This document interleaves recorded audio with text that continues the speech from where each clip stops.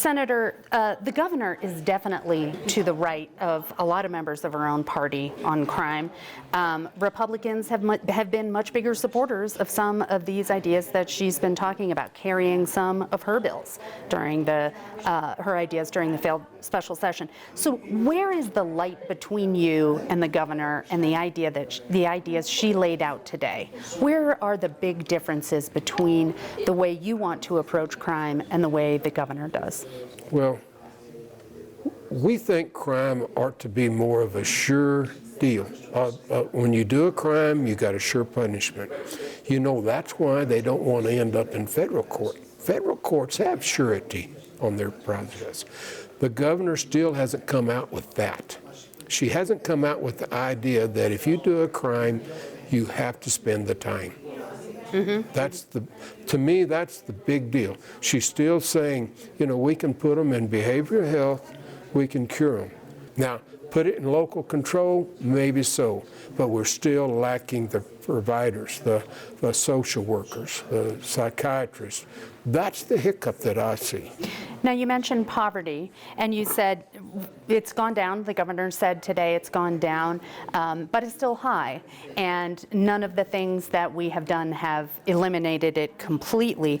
What proposals are you and your colleagues going to support to improve the pocketbook situation of low-income New Mexicans? You know, she proposed giving them free income tax.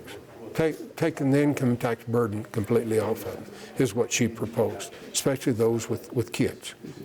Right now, we got 50% of the tax earners in our state that don't pay income tax. We got child credits, tax credits, and different things right now. So when you say what's the cure to poverty, now there's a little question, isn't it? How do you incentivize someone to go to work?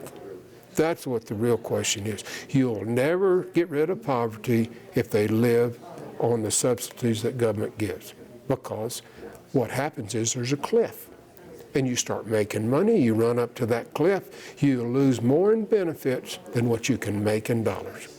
So several years ago, I ran a bill that says we're going to let you move over that area for 3 years. You just keep earning as much as you can, and in 3 years, we'll hope that you got a high enough income you won't need those subsidies. And that bill didn't go. You know, why wouldn't we want people to move above poverty? So is there a specific anti-poverty measure you're supporting this session? There's not. I don't have one this session. We need to create businesses. Anti-poverty is literally a businessman hiring someone in the need. We've got all kinds of jobs out there. We've got 10 jobs for every 7 people looking. So why don't we have more people employed? Why don't we have more business in the state? You know, what is it in our business culture that people don't want to move into New Mexico? You tell me. Well, I think it is business needs surety. She made a statement about a big data center. She talked about how we could get all these clean jobs. We don't have the transmission line to get the electricity to them. We can build the generation quicker than we can build the transmission. The one SunZia transmission line took 17 years to permit. You've got to figure that piece out. This world is going to turn to electricity. I don't care what my like or dislike about EVs, the world is going to move to electricity. And we've got to figure out how to get electricity from where it's produced to where it's sold. And right now, it's a certificate of necessity at the PRC is a hiccup in that, because they will not let you bill for more than the demand that you have looked at for. If you can build a transmission line for a third more demand than is what required, you've got a cushion in there. Then you can say, Mr. Businessman, you want to move into our state? We can guarantee you electricity because we got a line here that can carry the load. Representative Sapansky, you are now the House Majority Leader. I want to ask, what was your personal biggest applause line in the governor's speech today? One thing that you're 100% on board with that you're going to, fight like heck for. Oh my gosh, there was a lot in that speech that I really agreed with, but her focus on child well-being was really exciting, particularly talking about independent oversight of CYFD, talking about making sure that kids have access to a great education. Those were things that I just was really excited about. Of course, the biggest part of her speech was crime, and Democrats in the Roundhouse have not traditionally been on board with her last big pushes for crime. Was there something there that you can go along with? You know, we are working hard to make sure that the people of New Mexico feel safe in their communities. I drive around the Santa Fe community where I live, and I see a lot of people that need help, and we need to do a better job of getting them help.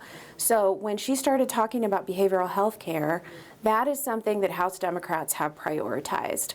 Behavioral health care, a huge investment, $200 million. Let's start building infrastructure around the state.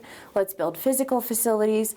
And one of the things that I care a lot about is let's make it no wrong door. Let's make it a one-stop shop. You have one phone number to call. You have one facility in your community that is accessible that you can go to when you or someone you love needs help.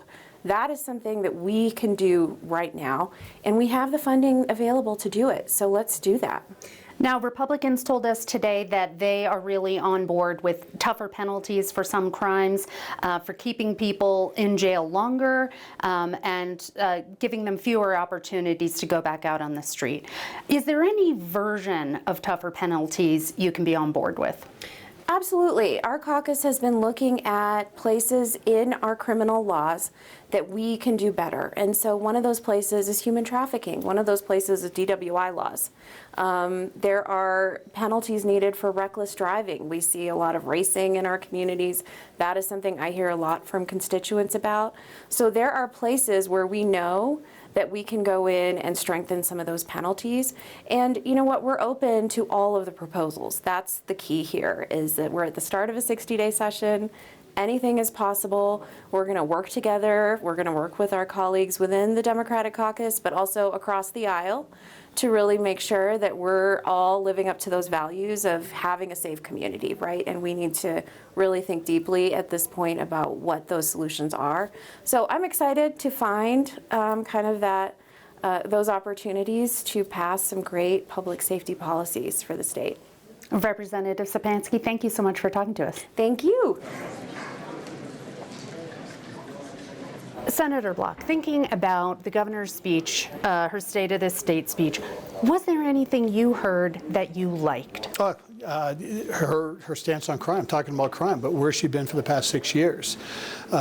She's kind of late to the dance, but I'm more than willing to work with her on some common sense crime legislation to make, basically we need more of a deterrence to, we got to stop the revolving door. We need tougher laws. We have the priority is protecting our people.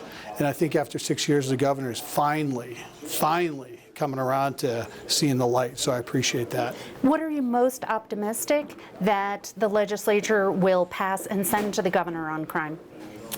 Well, we got to see what bills get out of committee first. Like our leader said, Bill Ream had many bills that never get out of committee. So we got to take a look at what comes out of committee, and we'll go from there. What are you worried about as a Republican? I'm sure you didn't love everything she said. What of the Democrats' priorities most gives you the angst? Well, a couple things. It's not me as a Republican, it's me as a New Mexican. I'm a taxpayer. I pay a fair amount in taxes. So when she kept saying free, it's not free. It's our money, it's taxpayer money, so stop using the word free. That just triggers me. The other thing is she's talking about more and more government regulation, new government departments. That's the last thing we need. So I'm not going to be able to support any of that, but I really appreciate what she's talked about on public safety. And by the way, the behavioral health, because I campaigned on that hard. That's near and dear to my heart with some personal history in my family. So I'm looking forward to seeing if we can find some good common ground, a lot of overlap. If the bill is 80% of what I like, more than likely, I think I could support something like that. Some of the governor's crime proposals, pretrial detention, civil commitment, some of her tougher policies she has a little bit more Republican friends than Democrat friends. If those are things that you want to support, tougher penalties in, for example, how would you try to persuade Democratic lawmakers? Well, I would partner with our Democrat lawmakers that are in Albuquerque, because that's where the main problem is in Albuquerque. So I think there's a lot of Democrats that want to come over and talk to us and partner with us, and we'll take them. But I'd like to focus on working with some of the lawmakers, definitely in Albuquerque. But on the healthcare piece, she really needs to focus on tort reform, because the healthcare system, quite frankly, you know who ruined the healthcare system in New Mexico? It was trial lawyers. They ruined the healthcare system in New Mexico. We have such huge malpractice caps here, and everyone flocked to Texas. And who does it affect? It affects the poor people, it affects the middle class people, it affects our tribal partners, and it affects the people that live in rural New Mexico. So that is a big priority as well at this session. Senator, thank you so much for talking to us. You're welcome. Good to see you.